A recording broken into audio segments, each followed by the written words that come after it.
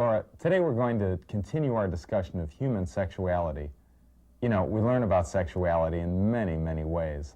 One way is through planned teaching. Like sex education classes, Greg. That's right. I was really pleased to learn that sex education actually encourages more responsible sexual behavior. But sex education occurs outside of the formal setting. Do you mean the media? We receive some pretty explicit sexual messages in movies, on television and radio, and in magazines. Oh, it can be confusing. Sure can. As a result, people have questions. People may experiment with sex. It's only natural. And when it happens, you're right there. If an individual has a question about sex, they come to you. If someone is experimenting with sex, you're one of the first to find out. That's true. These are informal opportunities to help individuals with developmental disabilities form a healthy sexual identity. But I'm not a sex educator. You don't have to be. Some of the best sex education is done by people like you and me. People who don't have formal sex education training, but who care enough to take advantage of opportunities to be a mentor and friend. Mentor. I've heard that word, but I'm not sure what it means. A mentor is a more experienced person who takes responsibility for sharing knowledge with a less experienced person. I get it. A mentor wants to help the other person succeed without sheltering or protecting or controlling the other person. A mentor helps the friend grow. Yes. Now, I know you've been involved in several touchy situations having to do with human sexuality. You may not know it, but you acted as a mentor and friend. When do you mean? Remember the time Bill came to you with a question? You could have put him off, but instead you helped him out. I remember. If I plunge myself, will my thing will fall off? You think? You mean your penis? Yeah. Hmm. Then Frank said, if I touch another guy's thing, I might get AIDS, I might die. Well, your thing won't fall off if you play with yourself. I'm sure of that. Whew. One guy touching another guy's thing is a little more complicated. I don't think you get AIDS from just touching. But we can check on that with someone who's a little more of an authority. Would that be all right? Yeah. Lou Ann's a nurse. She would know more about AIDS. You want to talk to Lou Ann on your own, or do you want me to be there? I want you to be there. Okay. We'll do it. Now. First, you composed yourself. You got your own act together. I must admit I was a little surprised. If I plunge myself, will my thing will fall off? Bill's question came out of the blue. I just wasn't expecting it. Then you helped clarify the situation. You made sure you understood what he meant. Your thing? You mean your penis? I wanted to see if I understood what he was talking about. You spoke on his level using his terminology. Well, your thing won't fall off if you play with yourself. I'm sure of that. I didn't want to become sidetracked with vocabulary. And misanswering the question. I figured that learning the correct terms can come later. True. And you were honest with Bill. You gave him direct answers. That's the way I want my questions answered. Sometimes when we're embarrassed or when we sense the other person's embarrassed, we tend to avoid answering the question. But faced with embarrassment, honesty and sincerity are still the best responses. What does it mean if you explain something and the other person is silent? Could mean the person understands what you're saying, or it could mean the person's embarrassed or anxious or overloaded with too much information. You gave Bill enough information to answer his questions without overwhelming him. I tried my best. And I like the way you referred him to someone else when you didn't know the answer. Lou Ann's a nurse, and she'd know more about AIDS. When I don't know the answer, I look for someone who does. You were supportive. You want to talk to Lou Ann on your own, or do you want me to be there? I want you to be there. Okay. We'll do it. And you were positive with Bill. You didn't judge him as bad because of what he asked. Well, even though I was uncomfortable, I want Bill to feel good about himself and his sexuality, not guilty. And I want him to feel comfortable asking me questions in the future. That's what being a mentor friend is all about. I really value our friendship. Bill's curiosity was expressed through questions, but sexual curiosity comes in other forms that can make a person feel even more uncomfortable. Like what? Body exploration, for one. Body exploration is an expression of natural curiosity. A form of learning. Yes, but when it comes to exploring certain areas of the body, some might judge that to be inappropriate because of the loaded nature of sexuality. It's a delicate situation. What should I do?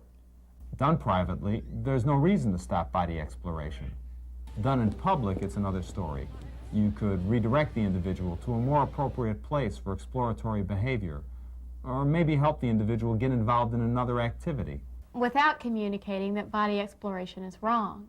Bottom line, through questioning and body exploration and other forms of curiosity, the person's expressing a desire for knowledge about the human body. And that's natural. Exactly. You can help meet that need for knowledge with pictures, models of the human body. Even a simple mirror might be helpful. When an individual is curious about sex, should I let other team members know or keep it confidential? Well, unless the individual objects, let appropriate team members know. That way the team can provide any follow-up that's needed. Okay. I mentioned last time that most sexual errors made by people with developmental disabilities involve doing in public what others do in private. That happened just the other evening. Hey, wow, look at this. It was really embarrassing. Whenever something sexual occurs in public, there's always the potential for embarrassment. I was a little angry because I was embarrassed, and I didn't want to embarrass Jim. I didn't know what to say. If you don't feel comfortable saying something right on the spot, that's okay. I needed time to think. Sure. That way you don't risk responding emotionally in a way you may later regret. I did speak to him later, privately, and we discussed more private areas to read Playboy. I was embarrassed when you brought the Playboy magazine to the table today. You were? Yeah. I know you weren't trying to embarrass me, but the dining room is a public area. Oh. Playboy is something to be looked at and talked about in private. Can you think of a more private area to look at it? How about my bedroom? Sure, that'd be good. See, a mentor friend isn't here to approve or disapprove of sexual behaviors. A mentor friend helps the individual understand that some things are usually done in private and not in public. And magazines like Playboy are one thing, but what about obvious sexual activity like masturbation? I know that some religious experts don't consider masturbation acceptable under any circumstances. That's the way I was raised. But health experts believe that man or woman, masturbation is normal if you do and normal if you don't. But it needs to be done in private. Precisely. No matter how you feel, just remember that for some individuals, masturbation is the most stimulating sexual behavior available. I never looked at it that way before. Displays of affection are another matter. But between two consenting adults with the appropriate degree of privacy, I see no problem. How do you know if a person is really giving consent? Well, is the person being coerced? If a person says yes to a sexual activity under pressure, that's sexual abuse. If a person says yes without pressure, then it's their choice. They've given consent. But what if the person doesn't really understand the consequences of saying yes?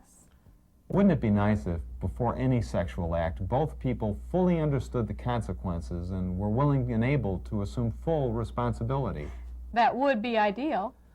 In reality, we don't always know or even consider the consequences beforehand. That's true. And a big part of learning about sex comes about through sexual experimentation, through taking sexual risks. It's just not fair to hold people with developmental disabilities to a higher standard of conduct and to stricter requirements than we hold for people without disabilities. What about sexual activity between two men or two women? I'm not clear on that. Well, the way a person chooses to express sexuality and who they express it with is a private decision. That means tolerating relationships and behavior that are different from my own. Lots of people have strong feelings on this issue, Laura, and that's okay, as long as they don't impose their views on others by restricting sexual expression. I wouldn't want to do that. With your help, a person with developmental disabilities can learn the appropriate time and place for sexual behavior. Just as Jim learned about the magazine. Yes, but in addition to learning about time and place, the person with a developmental disability may also need your help to learn proper hygiene or proper technique, or may even need hands-on assistance. Isn't that an invasion of privacy? The truth is, a person with a developmental disability may need extra help to participate in sexual activity, and a caring person like you can help without violating anyone's privacy. I don't know if I could do that. Everyone has to feel comfortable with whatever arrangements are worked out. At least you see the need to find someone who can help. Sure. If the situation was reversed, I'd want help. It's easy to make people feel guilty when you don't approve of what they're doing. It's much harder to put aside your own biases and prejudices and be a friend. But that's what mentoring is all about, isn't it? It sure is.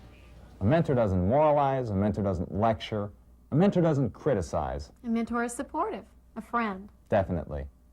You don't expect a friend to be judgmental or punitive. A mentor friend teaches. Or helps find resources. Remember, you don't have to know all the answers.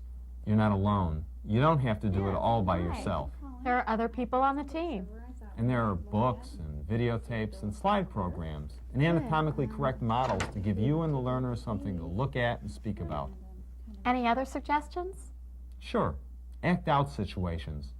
Role-playing how to do something can be much more useful than just being told how to do it. Like learning to ask someone out on a date. It could be role play. Absolutely. Really well. Sexuality doesn't have to be grim, so keep a sense of humor. It'll come in handy when things get tense. I'll bet it will. The thing to remember is that even if you don't know an answer, you can still teach the individual to have a positive attitude toward their own sexual expression. My attitude and my reaction are important. Yes, because lots of people with developmental disabilities have been led to believe that their bodies are deformed or ugly or disgusting. I don't want to communicate that. Don't worry, Laura. I'm sure you won't. The key to a genuine mentor-friend relationship is respect. Mutual respect. And the mentor-friend relationship makes a healthy sexual identity possible. Any more questions, Laura? Not right now. But after talking, I feel like I'm on the right track. I've got some new ideas, and I feel much more comfortable talking about this whole issue. Thanks, Greg. You're welcome, Laura.